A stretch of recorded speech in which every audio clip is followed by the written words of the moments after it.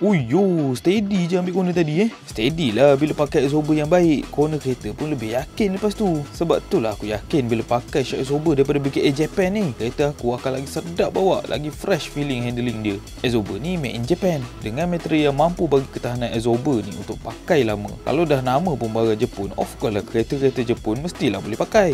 Tak payah nak susah-susah cari lagi. BKA ni memang sebuah jenama yang dah lama buat barang-barang suspension untuk kereta. So kualiti absorber pun diorang ni memang terjamin. Spek absorber diorang memang ikut OEM punya spek. So korang yang malas nak fikir nak keras ke nak lembut ke, korang pakai je BKA ni sebab rasa dia macam standard. Dari segi pemasangan pun senang. Korang tinggal cari je absorber BKA ni ikut model kereta korang. Lepas tu hantar bengkel, pasang, settle. Bila korang dah tukar absorber, barulah tak ada bunyi-bunyi pelik yang keluar daripada bawah kereta bila korang lalu jalan-jalan yang tak kata. Kan selesa sikit nak bawa kereta lepas ni. Ni aku tunjuk lagi sekali macam mana ambil corner dengan betul. Jadi korang jagalah bahagian suspension kereta korang, terutamanya bahagian absorber untuk kereta korang lebih selesa nak bawa dan lebih selamat.